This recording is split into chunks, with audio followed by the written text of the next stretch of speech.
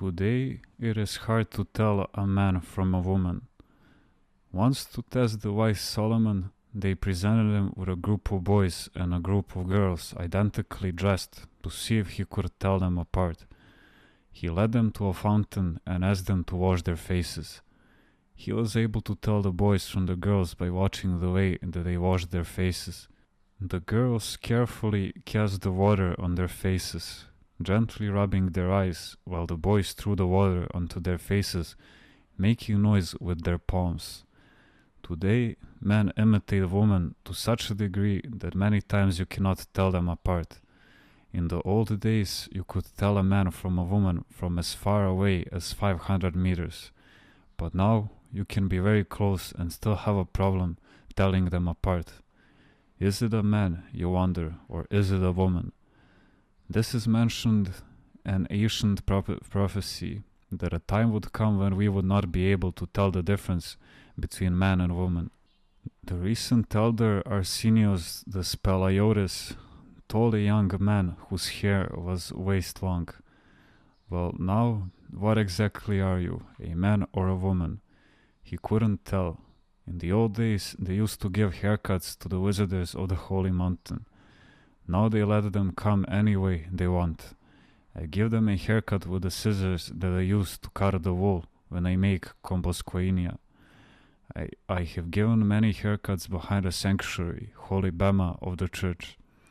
When men with long hair come, I tell them, I have promised some bold friends of mine that I will give them their hair back. For love's sake, please let me cut your hair. What can I do? I have given them my word. Do they accept it, Geronda? It depends on how one speaks to them. I never say, you look awful. Aren't you ashamed of yourselves? Don't you feel respect for this sacred place? Instead, I say, you know, fellows, the long hair of yours is an insult to your manliness.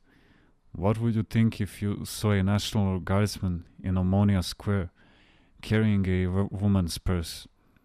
Is there a way the two can fit together? Let's get rid of this long hair. And I go ahead and give them a haircut. Do you know how much hair I have collected?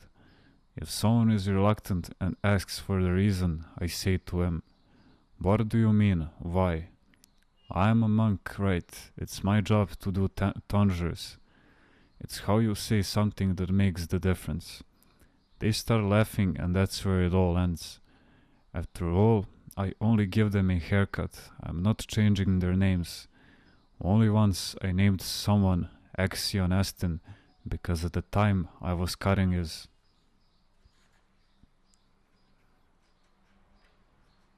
Here, a procession was passing by with the famous holy icon Axion Estin.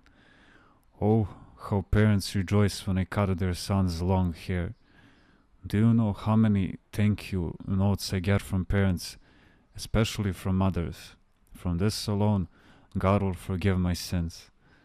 Nowadays the fashion is to cut the hair short and leave a tail in the back. So I asked them, can you boys tell me what's the meaning of this tail? And you know what they say. We do it to attract attention. You're wasting your time, I reply. Even if you pay them, people today have so many problems that they will not even notice you. Then you see robust young men wearing earrings. You should see all the earrings I have removed. Geronda. Some young men wear only one earring. It's the anarchists who do that. The single earring symbolizes anarchy. They wear it not because they are effeminate. They pierce their ears and use the earrings as a symbol of rebellion. Once a 22-year-old fellow with long hair, a bird and one earring, came to my gallery with his father. This earring, I told him, does not look good on you. I know what it means, but many people don't, and they might misunderstand you. The fellow took it off and handed it to me. It was a gold earring. Give it to a jeweler to make you a little cross, I said, and gave it back to him. Others Geronda wear nose rings. This is because the devil has put the ring on them and leads them by the nose, of course. The reins are invisible. Others wear many, many, many flat golden chains around their necks. Once I gave one such young fellow a thorough reprimand. After I removed the chains from his neck, I said to him, "Go give them to an orphan, or give them to your mother, or go find someone who is poor and give them to him."